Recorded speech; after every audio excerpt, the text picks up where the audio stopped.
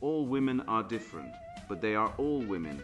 This video is androcentric from a men's point of view and is presented as opinion, commentary, and debate. Expressing opinions is not violence. These are ideas to challenge, question, and argue in public, because classical liberalism relies on the First Amendment for its dialectic. If you are a feminist, then consider this. If patriarchy truly existed as claimed, feminism could not. And if all men are trash and women are equal to men, then what are we to conclude?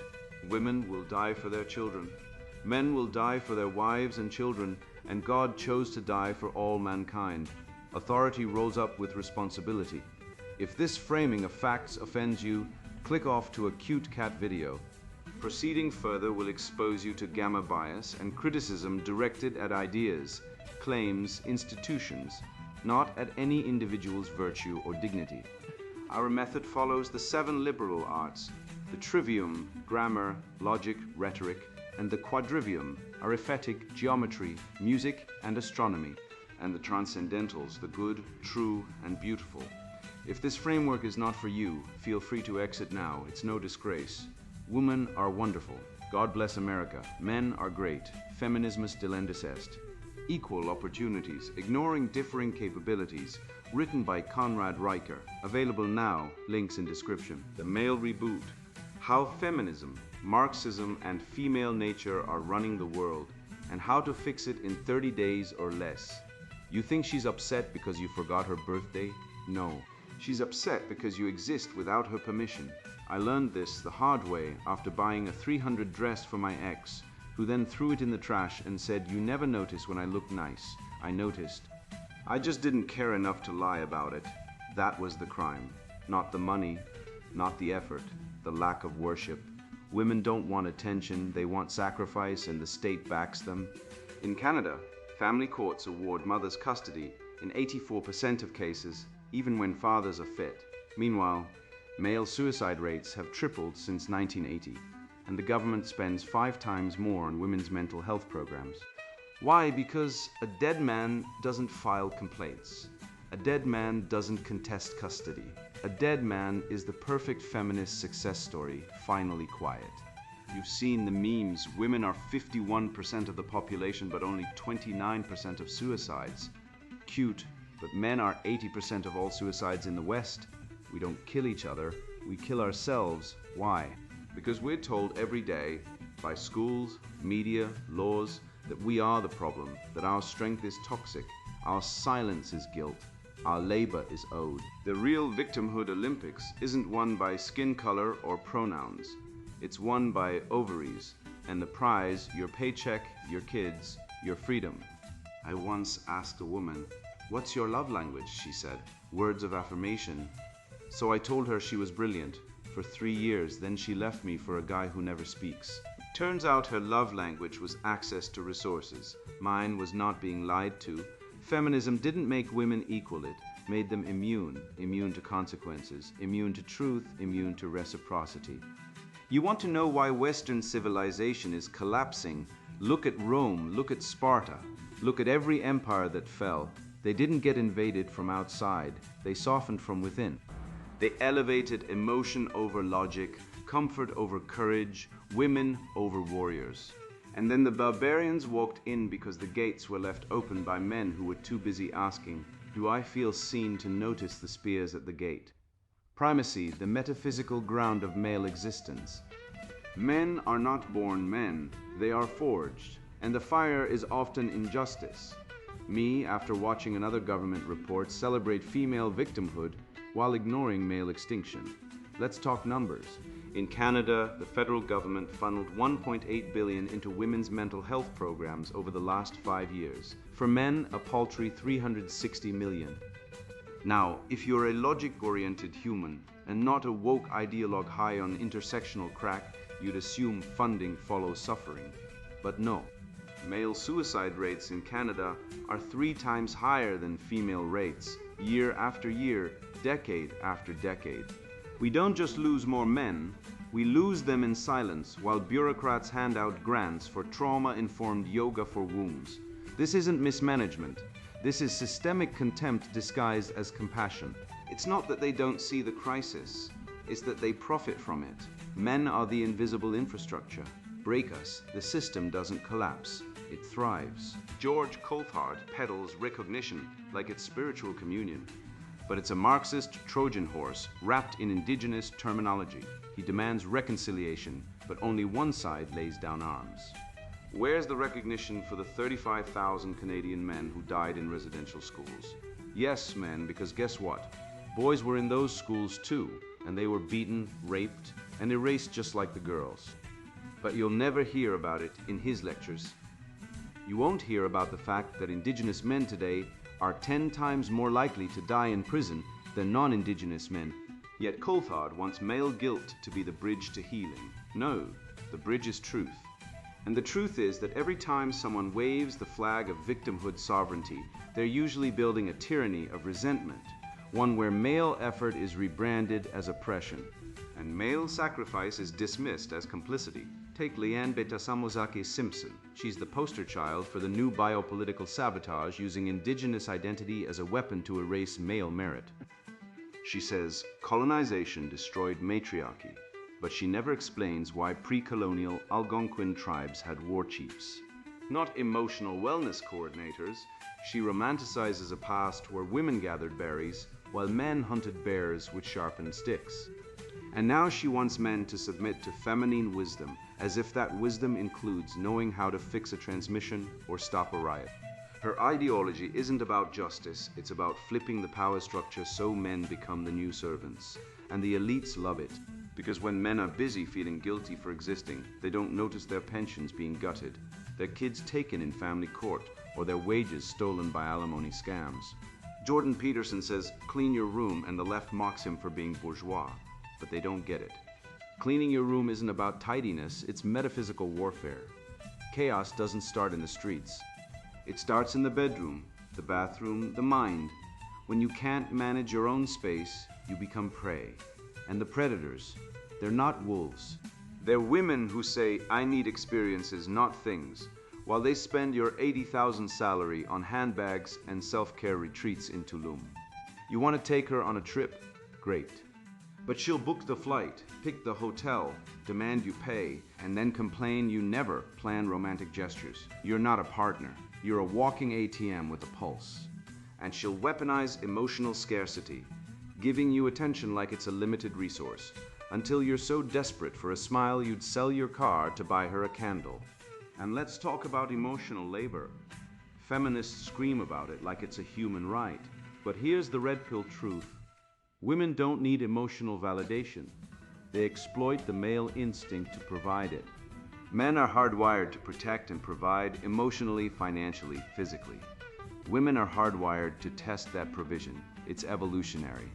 Studies show women initiate 70% of breakups, even in happy relationships, just to see if they can get a better offer. That's not love, that's market research and love languages. I need words of affirmation is just code for I want you to stroke my ego while I emotionally neglect you. Men who fall for it become emotional servants, praising, apologizing, and performing like trained seals. Real love doesn't require constant reassurance. It requires mutual respect and earned trust.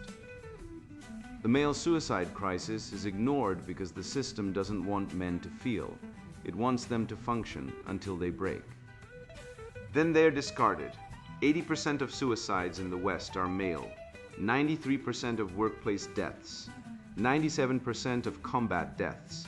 But when a woman dies by suicide, it's a national tragedy. When a man does, it's he should have gone to therapy. Bullshit. Therapy doesn't fix a family court system that awards 80% of custodial rights to mothers, even when fathers are clearly better parents. Therapy doesn't stop police from arresting men for cyberflashing when they accidentally send a dick pic to the wrong number, while women who falsely accuse men of assault walk free. The system isn't broken. It's working exactly as designed. Men are tools, replaceable, expendable. So when they tell you to be vulnerable, understand what they mean. They don't want you to admit weakness so you can overcome it. They want you to surrender. Real vulnerability is standing in the cold, knowing you failed and saying, I will do better, not crying in a men's circle while strangers pat your back and say it's not your fault. That's emotional outsourcing. That's weakness dressed as courage. The Stoics knew better. Epictetus was a slave. Marcus Aurelius ruled an empire. Both said the same thing: you are responsible for your mind, not your trauma, not your upbringing.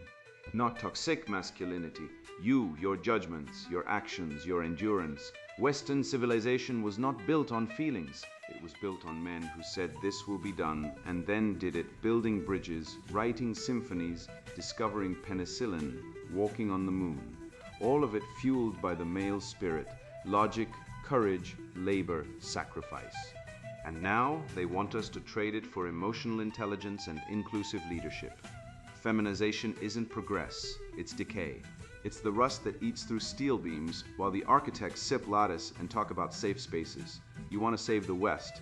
Start by saving yourself, clean your room, earn your strength, reject the con, and never ever apologize for being a man who does. I once thought generosity was a virtue until I watched a man bankrupt himself buying silence, mistaking compliance for love. That was the moment I realized we're not dealing with misunderstandings. We're dealing with a system engineered to punish male virtue and reward female performance. The game isn't broken, it's rigged from the start. And the first rule of the game: you don't get credit for giving. You only get blamed for not noticing. Perception, the collapse of male observance in a feminized world. A man buys his girlfriend a car. She totals it in 6 days, rear-ended a fire hydrant while texting her bestie about how he never notices her. Then through tears she accuses him. "You never notice when I do nice things," I asked him.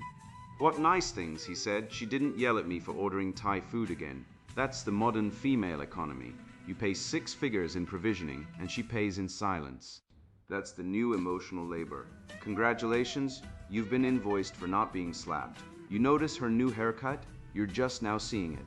You don't notice, you never pay attention. This isn't oversight. It's a logical trap, a no-win dialectic straight out of Maoist re-education camps. The feminist playbook demands constant performance of male observance, but punishes the act regardless of outcome. It's Zeno's paradox of emotional abuse. Every step toward approval moves the goalpost. You're not supposed to win, you're supposed to keep running. That's how conditioning works, like BF. Skinner's pigeon pecking at a lever for crumbs while the experimenters laugh. Flip through a 1950s Sears catalog. Women smile in aprons, holding pies. Flip to a 2023 Uber Eats ad. Same woman, now in a pantsuit, yelling into a phone, "I don't have time for your emotional needs." The costume changed, the script flipped, but the game, same as it ever was. Back then, she manipulated through helplessness. Now she manipulates through power. The tool is perception. She doesn't want you to see reality. She wants you to see her narrative. And the media industrial complex is her accomplices, broadcasting this delusion into every home, school, and HR seminar. I watched a man get arrested for commenting "nice legs" at a bus stop. Meanwhile, a woman can post nude photos, demand protection from toxic masculinity, then sue him for not marrying her after he sends a $200 gift. This isn't justice, it's asymmetric warfare. The state enforces female fantasy while criminalizing male instinct. You see a woman in yoga pants, your biology responds. She sees you looking, her ideology weaponizes it. That's not equality. That's asymmetric predation masked as progress. They say men are socialized to ignore women's needs. No, men are socialized to ignore reality. She spends $800 on designer jeans, then cries, "You never notice when I look nice."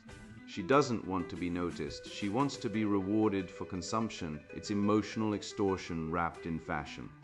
And you're the ATM with eyes.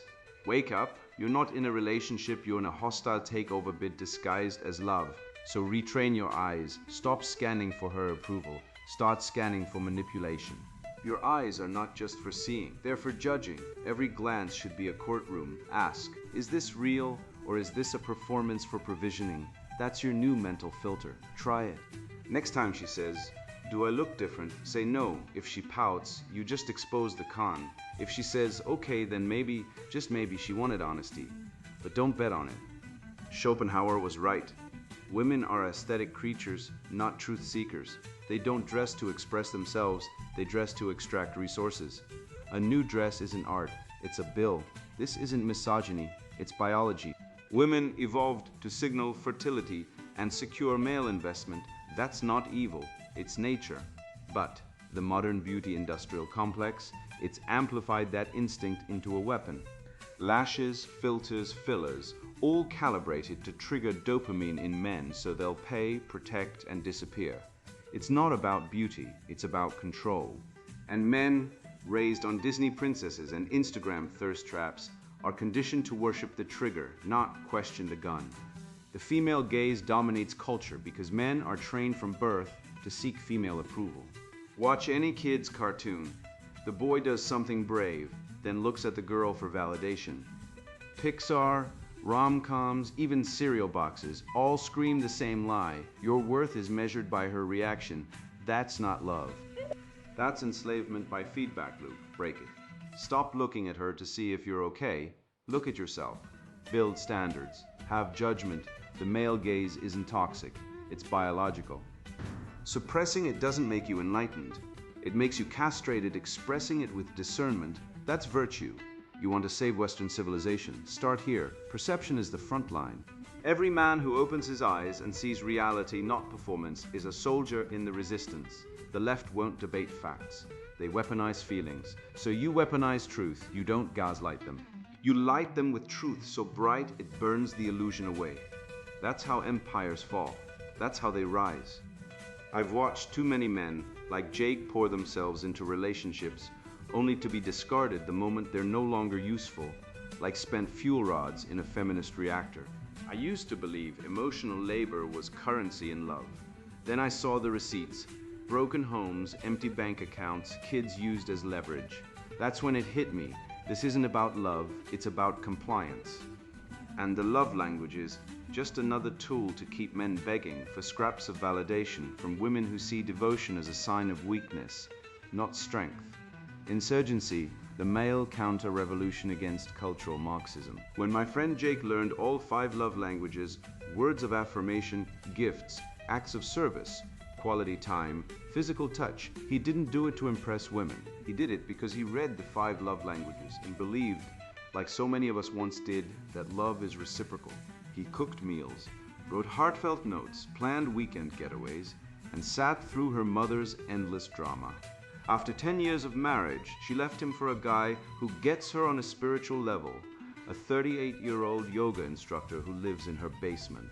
The divorce, she got the kids, the house, and 70% of his retirement. His lawyer said, "You were too good." Judges see that as weakness. Let that sink in. Being emotionally available got him punished. This isn't an isolated case. It's the system working exactly as designed. Cultural Marxism isn't some tinfoil theory. It's real, documented, and taught in universities. Antonio Gramsci said the West would be destroyed not by tanks, but by culture. The Frankfurt School, Adorno, Horkheimer, Marcuse explicitly sought to dismantle Western civilization by attacking its core values: reason, individualism, hierarchy, and excellence. They replaced truth with feelings, merit with identity, and strength with guilt. Now we live in a world where a man who works 60 hours a week is told he's privileged, while a woman who shops online all day is oppressed. The inversion is total. Strength is evil. Weakness is virtue, and men. We are the designated sacrifice. Feminism isn't about equality. It never was. It's about power and extracting it from men. The wage gap myth. Women work fewer hours, take more time off, and dominate in lower paying but stable fields like education and HR. Men dominate dangerous, high-output jobs. 93% of workplace deaths are men. We're 97% of coal miners, 95% of loggers, 90% of construction workers. Yet we're told we oppress women. That's like saying the guy cleaning sewage is exploiting the person watching TikTok in a coffee shop. And don't get me started on divorce courts. In the US, 70% of divorces are initiated by women. Men lose custody 80% of the time. False rape accusations. They're rare, yes, but when they happen, they destroy lives. And the courts, they believe her first, always, because in the feminist worldview, men are guilty until proven bankrupt. Let's roast this. Smash the patriarchy. You're using a smartphone invented by patriarchal engineers, typing on a keyboard designed by patriarchal logicians, accessing data stored in patriarchal servers, while sitting in a patriarchal house, heated by patriarchal gas lines. The patriarchy didn't just build civilization, it is civilization, and you want to smash it. Try living in the woods for a month with no tools, no medicine, no law. See how long you last. Feminists don't want equality. They want to burn the castle and live in the rubble. Men are disarmed by sentimentality. My cousin got slapped in public by his girlfriend. When he raised his hand to block, he was arrested. She screamed. He stayed calm, and the cops tackled him. Why? Because women are conditioned to weaponize emotion. Tears are tactical. Hysteria is strategy, and men. We're taught to back down, apologize, de-escalate, because real men don't hit women, but real men also don't let themselves be destroyed for trying to love. This isn't love. This is emotional jujitsu using our strength against us. So where do we go? Male-only spaces, no women, no HR, no safe spaces. Just men speaking truth without fear of repercussion. The MGTOW movement. It's not about hating women. It's about rejecting a system that treats men like ATMs with expiration dates. Men's rights activists. They're the only ones filing FOIA requests to expose corruption in family courts. These men are the vanguard. They're not angry, they're awake. Look at the data. Men are 77% of suicide victims. We're expelled from school at higher rates. We're arrested more often, even when commenting online.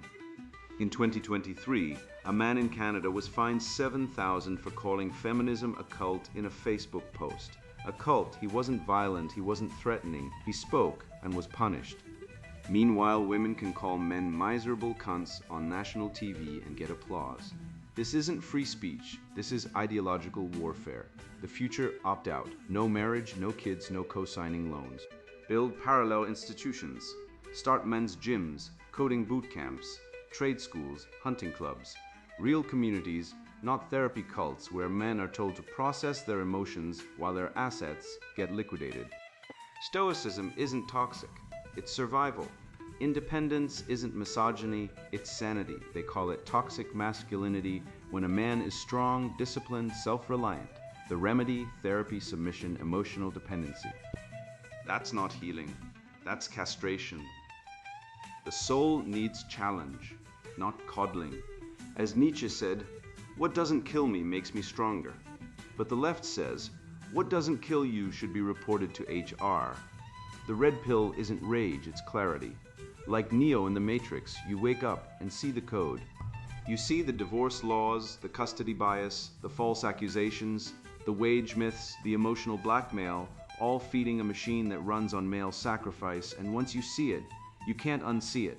And the love language industry, it's a scam. Gary Chapman built an empire telling men to speak her language while never asking her to learn his. Men are told to be emotionally fluent while women are excused for emotional illiteracy.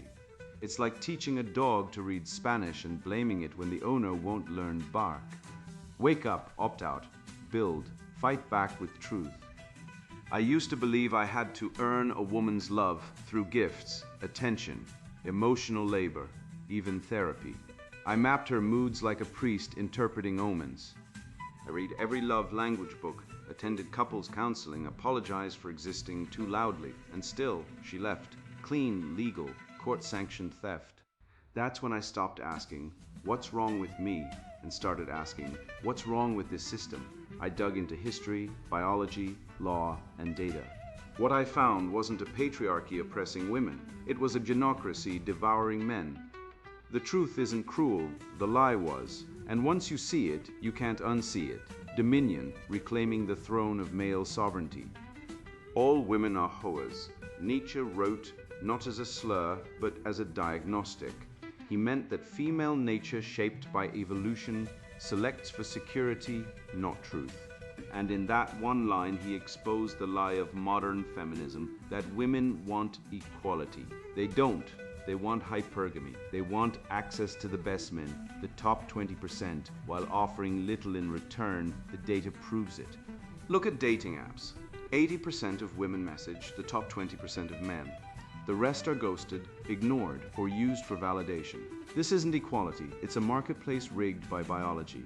Feminists scream about the gender pay gap, but stay silent about the attention gap, the desirability gap, the emotional labor gap.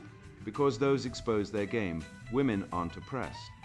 They're hypergamous predators, and men are the prey. I once watched a woman cry on a dating show because a man didn't text her back. Meanwhile, the FBI reports that the actual rate of campus rape is 1 in 100, yet feminists insist it's 1 in 5. That's not a statistic, that's a weapon.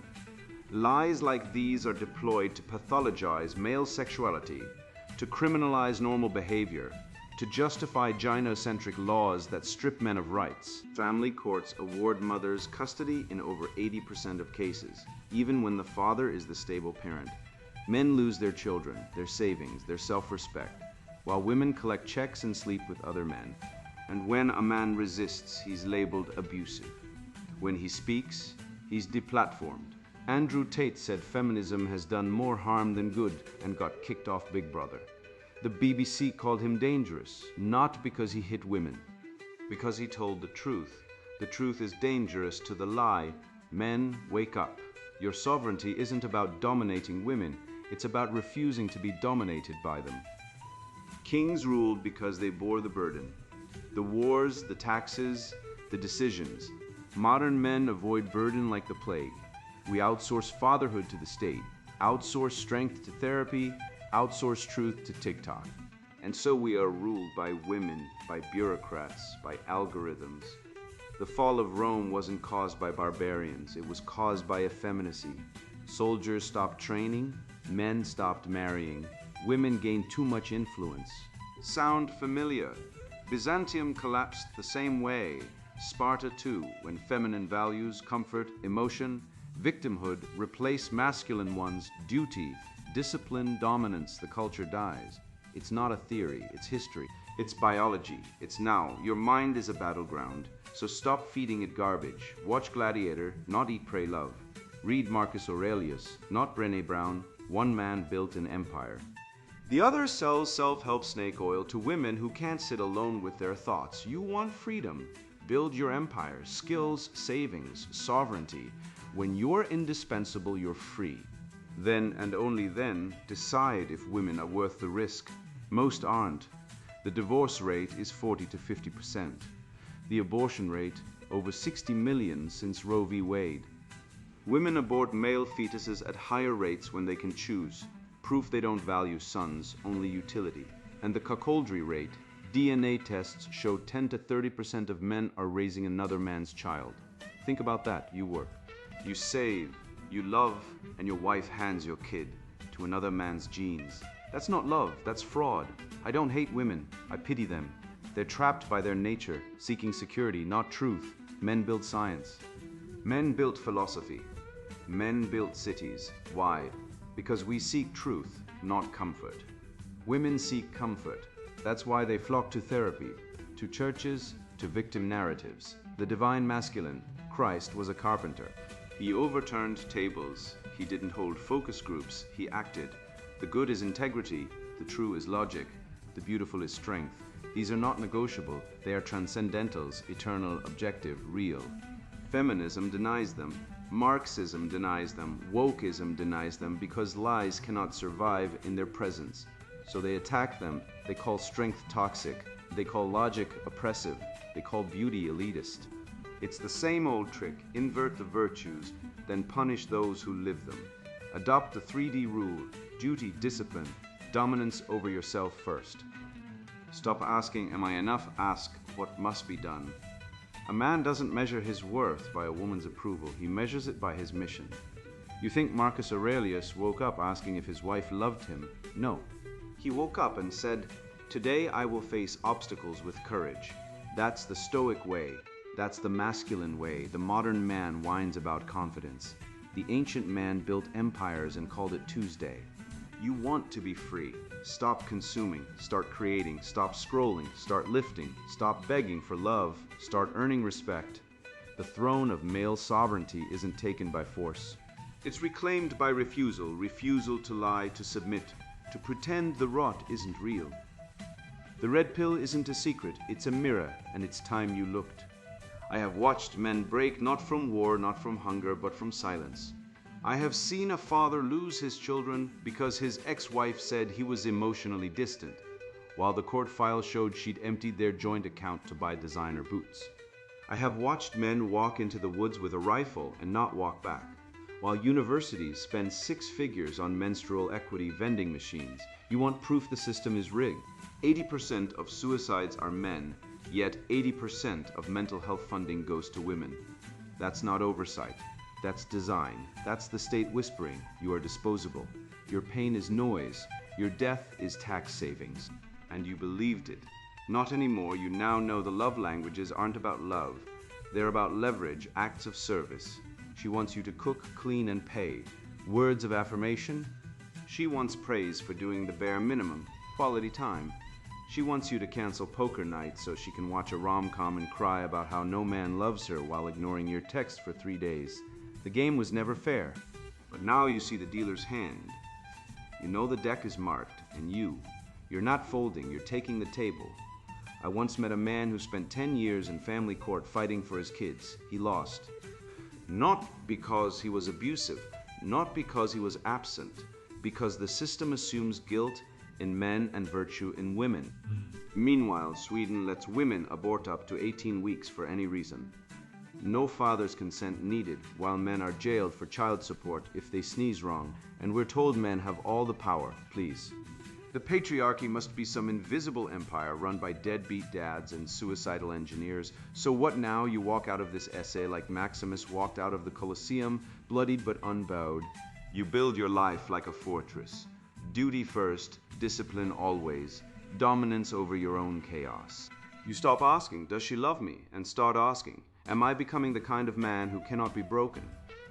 You read Seneca, not self-help fluff. You lift weights, not your hand in therapy to confess how scared you are of being strong. You speak truth even when it gets you banned, because truth doesn't need a safe space. It is the safe space. You are not broken. You were lied to, and now the lie is dead. Go forth, teach others. Laugh at the absurdity of toxic masculinity preached by women who want alpha males but beta providers. Build brotherhoods that don't collapse when one guy has a bad day, and when they come for you because they will. Stand like a rock in the surf. The tide cannot win. It never has, it never will. And now the sponsored book, Introduction, Equal Opportunities. Ignoring differing capabilities, look around. You're told men and women are interchangeable cogs, blank slates molded by society. You see the results. Plummeting birth rates, confused children, men adrift, women exhausted trying to be men. I saw it too. I lived the polite lies, watched merit get sacrificed at the altar of enforced sameness. Then I stopped apologizing for reality. Biology isn't bigotry. Men can't get pregnant. Half the population is, by definition, below average in cognitive capability. Pretending otherwise isn't progress, it's suicide. This book dismantles the destructive equality delusion. This isn't for the faint-hearted or the ideologically possessed. If you clutch your pearls at hard truths, if you need the warm blanket of victimhood, put this down now. Go knit something. This book is for rational men. Men tired of the lies, tired of being shamed for existing. Men who see the system rigged against them. Called toxic for strength and pathetic for weakness. The impossible male double bind. Men who know deep down that leadership and protection are innate drives, not social constructs. If you want to understand why the dating market is broken, why families crumble, why workplaces descend into grievance warfare, and why civilization itself feels unstable, read on. This is your armor against the woke infection. Forget feel-good fantasies. We dissect the biology battlefield, exposing how ignoring innate differences destroys genuine meritocracy, the meritocracy mirage. We detail the feminist fallout poisoning relationships and policy. We confront the hard data in the cognitive reality check and explain leadership by design rooted in evolutionary truth. We dissect how the media mind control operates and the legal system betrayal harming men. We map the sex war front lines and stand at civilization's crossroads. This book arms you with facts, evolutionary psychology, and unvarnished reality. It's not about blame. It's about understanding the game so you can reclaim your purpose, rebuild strong families, and navigate a world hostile to truth. Stop drowning in lies. Arm yourself. Rebuild your reality. Read this book. The alternative is oblivion.